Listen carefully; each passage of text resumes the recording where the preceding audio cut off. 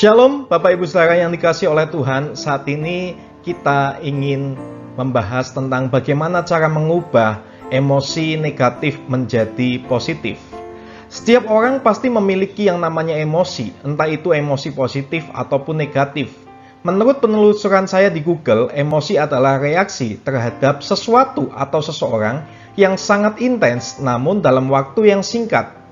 Memiliki emosi adalah sesuatu yang wajar. Emosi bisa membuat kita gembira atau semangat. Dan di sisi lain, bisa juga membuat kita menangis atau marah. Semua perasaan itu normal adanya. Saat emosi positif, hidup akan jadi lebih baik. Akan tetapi, tahukah Anda bahwa emosi bisa menjadi penentu keberhasilan seseorang? Kemampuan mengenali dan mengendalikan perasaan dapat menentukan nasibnya di masa yang akan datang. Nah, kemampuan mengenali, mengendalikan, dan menata emosi perasaan inilah yang disebut emotional quotient atau EQ. Menurut penelitian, seseorang dengan EQ yang tinggi bisa jadi akan sukses dalam hidupnya daripada dengan kecerdasan intelektual atau IQ yang tinggi. Ini dikarenakan orang dengan EQ tinggi mampu mengendalikan emosi, berempati, dan juga membangun hubungan.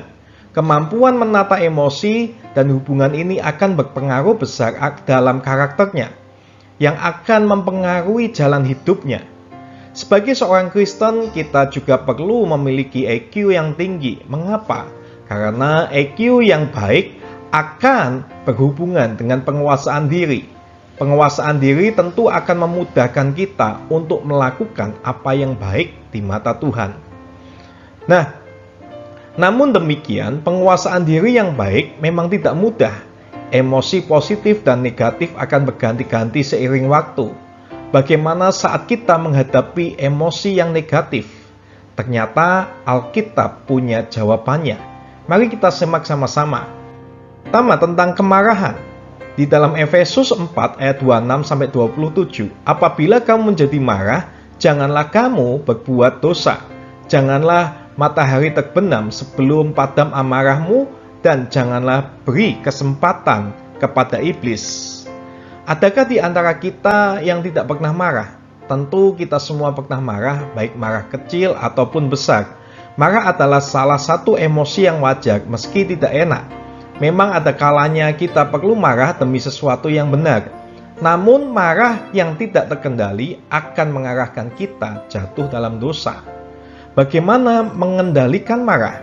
Di Efesus dikatakan, boleh marah tapi jangan berbuat dosa. Apa maksudnya?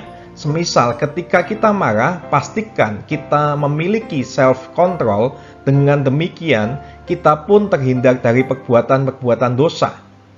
Nah, selesaikan kemarahan tersebut pada hari itu juga. Artinya, semisal kita kesal dengan anak atau teman tanpa sengaja kita emosi dan keluar kata-kata yang tidak bijak, segeralah minta maaf atau berdamai dengan orang tersebut, supaya iblis tidak mengambil kesempatan untuk membuat kita jatuh dalam dosa. Dengan demikian, kita telah bersikap positif. Lalu yang kedua, tentang kekhawatiran. Filipi 4 ayat 6-7, janganlah hendaknya kamu khawatir tentang apapun juga, tapi nyatakanlah dalam segala hal keinginanmu kepada Allah dalam doa dan permohonan dengan ucapan syukur. Damai sejahtera Allah yang melampaui segala akal akan memelihara hati dan pikiranmu dalam Kristus Yesus. Siapa yang lepas dari kekhawatiran semenjak pandemi mengubah dunia? Rasanya bukan hanya masyarakat umum saja yang terkena dampaknya. Perusahaan-perusahaan besar bahkan bertumbangan satu persatu. Masa depan pun terasa gelap. Hidup dalam kekhawatiran tentu tidak menyenangkan. Pikiran terasa kacau, emosi pun terkuras. Nah, bagaimana menghadapinya? Ketika kita khawatir, kita perlu datang kepada Tuhan dalam doa. Dari situlah kita mendapat damai sejahtera. Kitab Filipi mengajarkan untuk kita menyampaikan segala hal keinginan kita dalam doa dengan permohonan dan ucapan syukur. Dengan demikian, kita akan memperoleh damai sejahtera yang diberikan oleh Allah yang melampaui segala akal.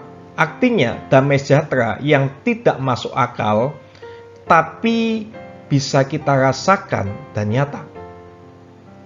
Hasilnya, hati dan pikiran kita senantiasa terpelihara dalam Kristus, Bapak Ibu Saudara. Lalu tentang kesedihan dan depresi, di dalam Yesaya 29 ayat 11, sebab aku ini mengetahui rancangan-rancangan apa yang ada padaku mengenai kamu. Demikianlah firman Tuhan, yaitu rancangan damai sejahtera dan bukan rancangan kecelakaan, untuk memberikan kepadamu hari depan yang penuh harapan. Kehilangan sesuatu, entah itu harta, orang terdekat, atau pekerjaan, tentu tidak mudah. Kesedihan dan duka yang muncul bisa berujung pada depresi. Bagaimana menghadapinya? Saat kesedihan dan depresi menyelimuti, kita perlu mengingat kembali akan kebaikan-kebaikan Tuhan dalam hidup kita, Bapak Ibu Saudara. Tuhan juga masih punya rencana buat kita, yaitu damai sejahtera. Tidak akan mencelakakan kita dan masa depan yang penuh harapan. Ketika impian tidak seindah kenyataan, ketika harapan tidak sesuai keinginan, bukan berarti Anda malang dan gagal. Tuhan punya rencana yang lebih indah lagi. Mari percayakan impian dan rencana Anda kepada Tuhan. Biarkan Tuhan membuat impian dan rencana Anda terjadi dalam hidup Anda sesuai kehendaknya. Nah, Bapak Ibu Saudara, ketika poin yang tadi kita dengar hanya sebagian dari emosi negatif yang bisa diubahkan menjadi positif. Ingat, semua mungkin karena kuasa dan kebaikan Tuhan. Mari terus percaya kepada Tuhan sehingga hidup kita sesuai dengan arahannya. Bersama dengan Tuhan tidak ada satupun hal yang tidak mungkin. Tuhan Yesus memberkati kita semua.